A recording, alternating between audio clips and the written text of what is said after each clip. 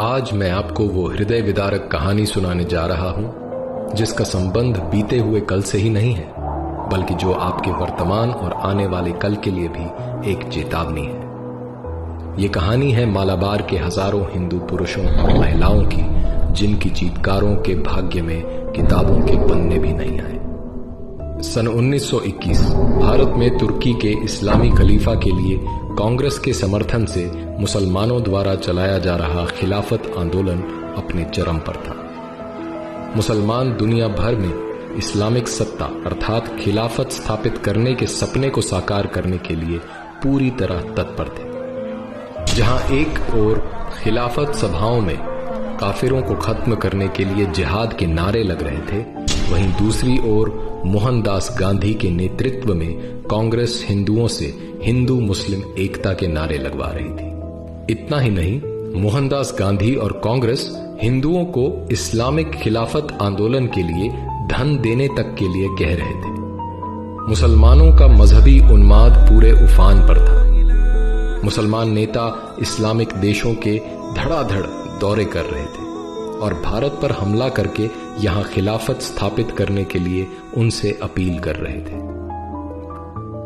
जब स्वामी श्रद्धानंद जैसे समझदार हिंदू नेताओं ने खिलाफत सभाओं में काफिरों के विरुद्ध जिहाद के नारों की बात उठाई तो मोहनदास गांधी ने मुस्कुराकर कहा कि मुसलमान तो ब्रिटिश नौकरशाही के खिलाफ हैं। इस पर स्वामी श्रद्धानंद ने कहा, जब मुस्लिम मौलानाओं के मन में उल्टी भावनाएं आ गई हैं तो उन्हें इस हिंसा का इस्तेमाल हिंदुओं के विरुद्ध करने से कोई नहीं रोक सकेगा।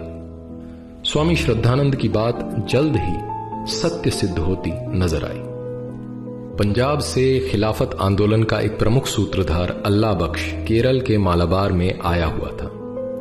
उसकी यात्रा में हिंदू मुसलमान एकता प्रदर्शन के लिए उसकी गाड़ी घोड़ों की जगह हिंदुओं से खिंचवाई गई और अल्लाहू अकबर के नारे लगवाए गए। अगस्त 1920 में गांधी ने केरल का दौरा कर वहां खिलाफत कमेटियां स्थापित कराई। केरल के हिंदुओं से खिलाफत आंदोलन के लिए जबरदस्त तरीके से धन भी इकट्ठा करवाया गया। मक्का से पढ़ाई करके आने वाले कट्टर और जिहादी मानसिकता वाले अली मुस्लियार और उसके साथी वरियन कुन्नत कुंजहम्मद हाजी, सीती कोया तंगल, चेम्ब्रासरी तंगल काफी पहले से मालाबार में इस्लामिक राज्य स्थापित करने की तैयारी कर रहे थे। इसके लिए उन्होंने प्रथम विश्व युद्ध में अंग्रेजों की ओर से लड़े हुए और प्रशिक्षित पूर्व मुसलमान सैनिकों और युवा मुसलमानों को इकट्ठा किया तथा खिलाफत स्थापित करने के लिए एक खिलाफत आर्मी बनाई। ये खिलाफत आर्मी यूनिफॉर्म और हथियार से लैस थी।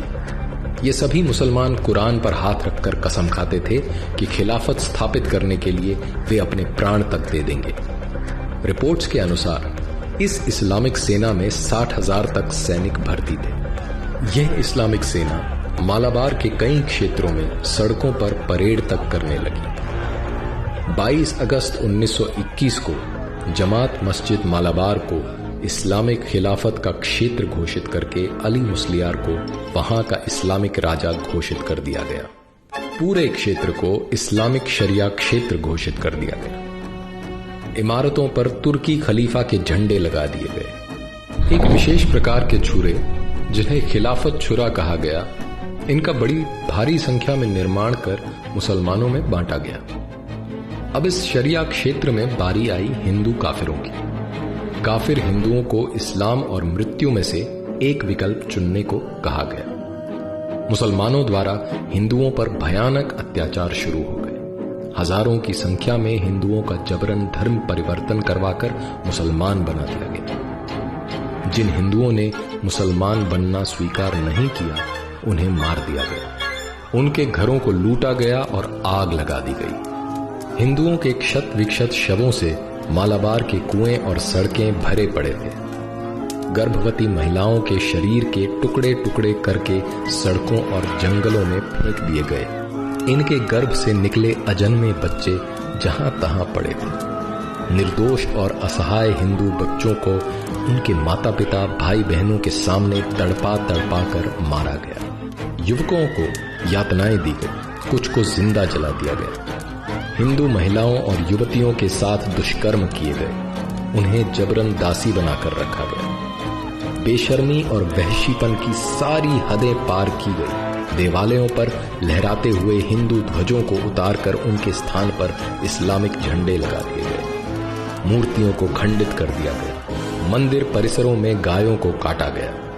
हजारों की संख्या में निर्वस्त्र भूखे प्यासे हिंदुओं को जंगलों में भागकर अपनी जान बचानी पड़ी। एनी बेसेंट और मालाबार की एक हिंदू महिला द्वारा तत्कालीन वायसराय रीडिंग की पत्नी को लिखे पत्र, जिनमें इन सभी अत्याचारों का विवरण है, रोंगटे खड़े कर देते हैं। सर्वेंट्स ऑफ इंडिया सोसाइटी की इंक्वायरी कमेटी की रिपोर्ट के अनुसार इस भयंकर नरसंहार में 1500 हिंदुओं की हत्या, 20,000 का बलात् इस्लामीकरण और लगभग 3 करोड़ की प्रॉपर्टी की लूट हुई। हिंदू महिलाओं के साथ दुष्कर्म की कोई सीमा नहीं थी। आधिकारिक ब्रिटिश रिकॉर्ड्स के अनुसार मुसलमानों ने 10,000 हिंदुओं की हत्या की। शांति और अहिंसा का पाठ पढ़ाने वाले और खिलाफत आंदोलन के अध्यक्ष मोहनदास गांधी का हवाला देकर जब हिंदुओं ने मुसलमानों से हिंसा रोकने की गुहार लगाई तो उन्होंने कहा, गांधी, वो तो एक काफिर है, वो हमारा नेता कैसे हो सकता है? जब मालाबार के हिंदुओं के इस भीषण हत्याकांड की खबरें पूरे देश में फैलने लगी तो आरंभ में गांधी और कांग्रेस इससे मुकरते रहे। लेकिन जब छुपाना मुश्किल हो गया तो कांग्रेस सभा में हिंदुओं के इस नरसंहार पर केवल एक निंदा प्रस्ताव रखा गया। निंदा प्रस्ताव मात्र पर तथाकथित राष्ट्रवादी मुसलमान नेता खुलकर और पूरी आक्रामकता के साथ अपने मजहबी रंग में आ गए। मौलाना फकीर, मौलाना हसरत मोहानी और दूसरे मौलानाओं ने निंदा प्रस्ताव का विरोध किया। गांधी और कांग्रेस इन खिलाफती नेताओं के सामने पूरी तरह नतमस्तक थी। जिसने भी हिंदुओं का पक्ष रखा और सही सही स्थिति बताई, उसे देश का शत्रु और हिंदू मुस्लिम एकता में बाधक कहा गया।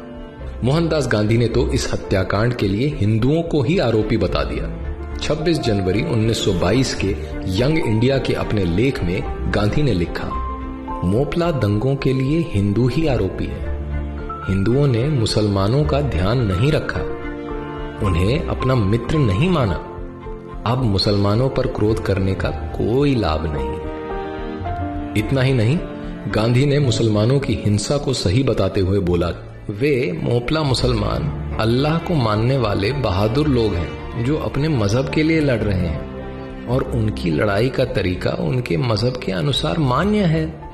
स्पष्टतः खिलाफती नेताओं का स्वराज्य से मतलब इस्लामिक खिलाफत स्थापित करना और एकता से मतलब सभी काफिरों का मुसलमान हो जाने से था। लगभग 5 महीने तक मालाबार के मल्लपुरम, मांजेरी, पांडिकोड़ और तिरूर जैसे क्षेत्रों में इस्लामिक राज कायम रहा और काफिर हिंदू और उनकी महिलाओं पर अकथनीय अत्याचार किए गए। क्योंकि मालाबार के मुसलमानों को मोपला मुसलमान भी कहा जाता है, इसलिए इस नरसंहार को मोपला हत्याकांड, मोपला दंगा इत्यादि नामों से भी जाना जाता है। वामपंथी और कांग्रेसी इतिहासकारों ने मुसलमानों द्वारा हिंदुओं के इस नरसंहार को गरीब किसानों द्वारा ब्रिटिश प्रशासन और अमीर जमींदारों के विरुद्ध विद्रोह में बदल दिया है। सत्ता द्वारा संरक्षित इन वामपंथी इतिहासकारों ने भारत के एक भाग में इस्लामिक क्षेत्र स्थापित करने और वहां काफिर हिंदुओं के नरसंहार को स्वराज्य स्थापित करने वाला स्वतंत्रता आंदोलन सिद्ध कर दिया है। लेकिन असली इतिहास तो उन हजारों हिंदुओं और महिलाओं के खून और चीत्कारों से लिखा है जो इस्लामिक क्रूरता और नेताओं की तुष्टीकरण की राजनीति की भेंट चढ़ गए।